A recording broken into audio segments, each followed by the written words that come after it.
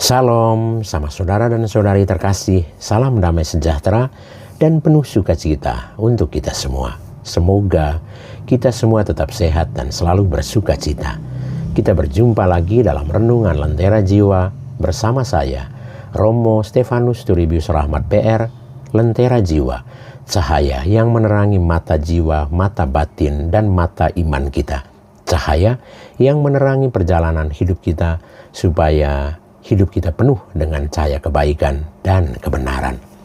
Sama saudara dan saudari terkasih, dalam Renungan Lentera Jiwa kali ini, saya mengajak kita semua untuk merenungkan satu kisah tentang imam yang merasa gagal. Sama saudara dan saudari yang dicintai Tuhan, seorang imam dari sebuah kota kecil tiba di gereja untuk merayakan Ekaristi. Waktu mulai Ekaristi atau Misa telah berlalu. Umat di kota itu tidak ada yang datang. Setelah penundaan 15 menit, ada 3 anak yang masuk gereja.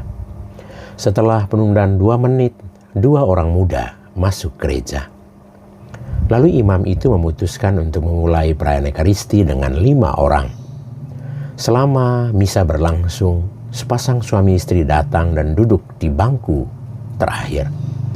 Ketika imam berkhotbah, seorang yang badannya kotor dan pakaiannya kumal masuk dengan seutas tali di tangannya. Imam itu kecewa dan tidak memahami penyebab lemahnya keterlibatan umat beriman untuk merayakan Ekaristi. Namun imam itu tetap melanjutkan misa dengan penuh cinta dan berkhotbah dengan semangat. Dalam perjalanan pulang, dia dirampok dan dipukuli oleh 2 pencuri. Tasnya diambil. Di dalam tas itu ada kitab suci, peralatan misa, serta barang berharga lainnya. Sesampainya di pastoran dan membalut lukanya, dia merenungkan semua kejadian itu. Hari ini adalah hari paling menyedihkan dalam hidup saya. Kegagalan pelayanan saya dan hari paling tidak berbuah dalam karya pelayanan saya. Tetapi tidak apa-apa. Saya melakukan segalanya bersama dia dan untuk dia. Setelah 5 tahun, imam itu memutuskan untuk membagikan kisah ini kepada umatnya di gereja.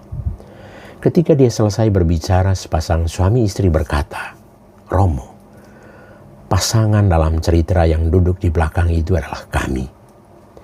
Kami berada di ambang perceraian karena beberapa masalah dan perselisihan dalam keluarga kami. Malam itu kami sudah memutuskan untuk bercerai. Tapi kami sepakat untuk datang ke gereja untuk terakhir kalinya sebagai pasangan suami istri. Setelah itu kami akan menjalani hidup kami masing-masing. Tetapi kami melupakan pikiran kami tentang perceraian setelah mendengarkan khotbah Romo tentang keutuhan, tentang kesatuan. Hasilnya, hari ini kami berada di sini dengan keluarga kami yang bahagia." Saat pasangan itu berbicara, salah satu pengusaha paling sukses yang menjadi donatur keluarga miskin di gereja itu memberi hormat dan meminta waktu untuk berbicara. Dan Romo memberi kesempatan kepadanya. Pengusaha itu berkata, "Romo, saya adalah orang yang datang dengan badan kotor, pakaian kumal, dan tali di tangan saya. Usaha saya mengalami kebangkrutan, saya menggunakan narkoba. Istri dan anak-anak saya meninggalkan rumah karena tidak tahan dengan perilaku saya.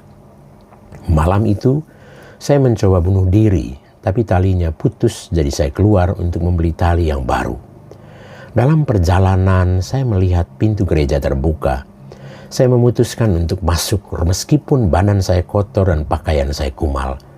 Saat itu, khotbah Romo begitu mengena di hatiku dan aku keluar dari gereja ini sebagai orang yang berubah. Hari ini saya sudah bebas dari narkoba, keluarga saya sudah kembali ke rumah dan saya menjadi pengusaha yang paling sukses di kota ini." Di gerbang pintu masuk gereja, seorang pengurus gereja berteriak, "Romo, saya adalah salah satu pencuri yang mencuri barang-barang Romo waktu itu. Teman saya yang lain meninggal pada malam yang sama saat kami melakukan perampokan kedua. Di dalam tas yang kami curi ada sebuah kitab suci. Saya membacanya setiap kali saya bangun pagi hari. Sejak saat itu saya memutuskan untuk menerapkannya dalam hidup saya dan ikut aktif melayani di gereja ini. Romo itu pun terkejut dan mulai menangis. Umat yang hadir juga ikut menangis mendengar semua itu. Bagaimanapun, malam yang dianggap sebagai malam kegagalan justru adalah saat yang paling berbuah dari pelayanannya.